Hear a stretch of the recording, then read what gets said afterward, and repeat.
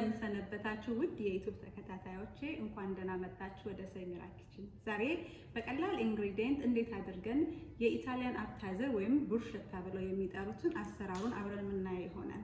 Let's get started. For this recipe, we will need tomato, basil, pepper, red onion, Parmesan cheese, black balsamic vinegar, olive oil, French bread, salt and pepper. መጀመሪያ እንግዲህ ዳቦአችንን እንቆርጣለን። ዳቦአችንን የምንቆርጠው ባይ ሳይድ ይሆናል።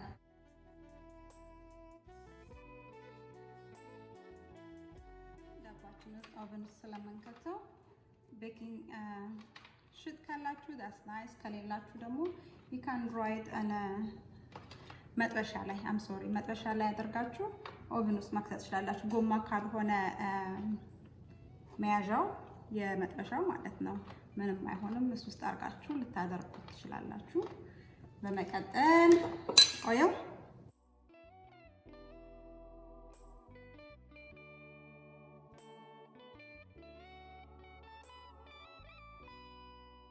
ዘይቱንም ካደረግን በኋላ ጨውና ብላክ ፔፐር አድርገን ሲዘን እናረጋዋለን።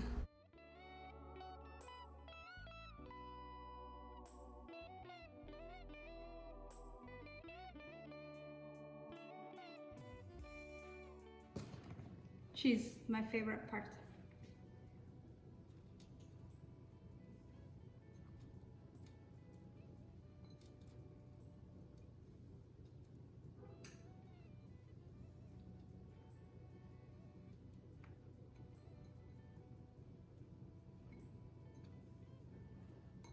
ሁሉም ላይ ሳይበዛ በትንሹ ክራንች እንዲሆንልን ካደረግን በኋላ ኦቨን ውስጥ በ350 ዲግሪ ክራንች እስኪሆንልን ደረቅ እስኪል ወይ ደግሞ ጎልደን ብራውን እስኪቀየር ድረስ እንጠብቃለን። 5 to 10 ሚኒት ይወስዳል። አሁን ደግሞ ቲማቲማችንን 4-5 የሚሆን ቲማቲም ማለት ነው በትንንሹ እንቆርጣለን ወይም ዳይስ እናደርጋለን ማለት ነው።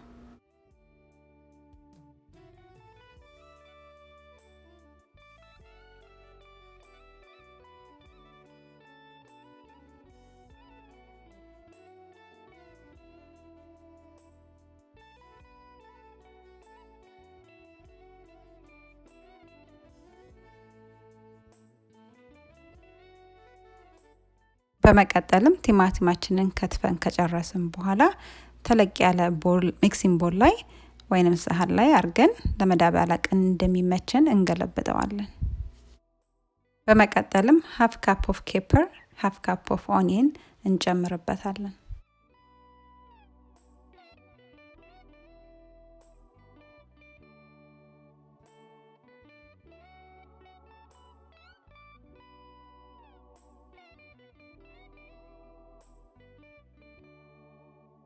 በመቀጠልም pick some of the leaf ከቤዝል ሊፉ ላይ ማለት ነው። ከዛም አንድ ላይ ጠቅለል አድርገን በቀጫጭኑ እንከትፈዋለን።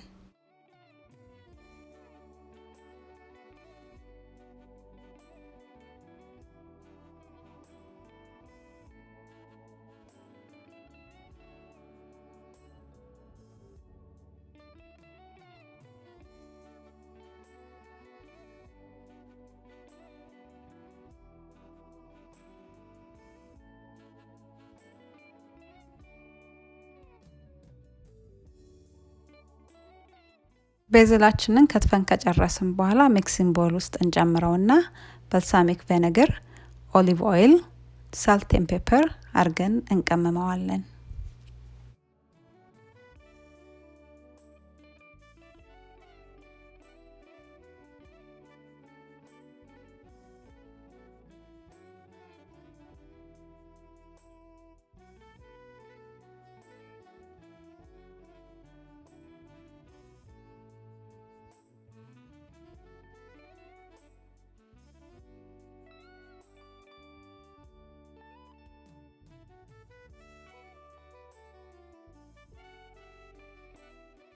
ሁሉንም ጨምረን ከጨረስን በኋላ በሚገባ እንደበላልቀዋለን።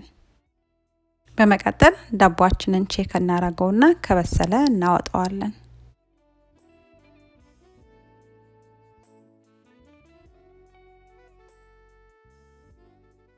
ደባልቀን ከጨረስን በኋላ በንጹህ ቦል ላይ እንገለብጠዋለን።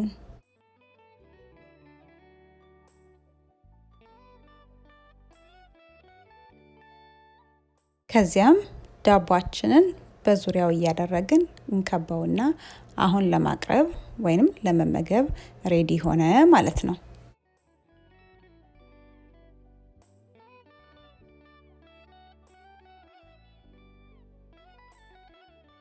እንደምታዩት በጣም የሚያምር ሆኗል።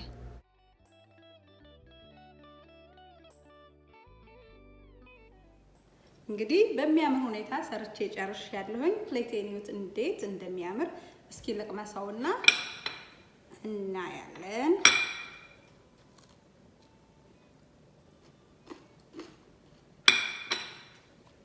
ሶ ጉድ እንዴት እንደሚጣፍጥ ልነግራችሁ አልችልም። ማጋነኔ አይደለም።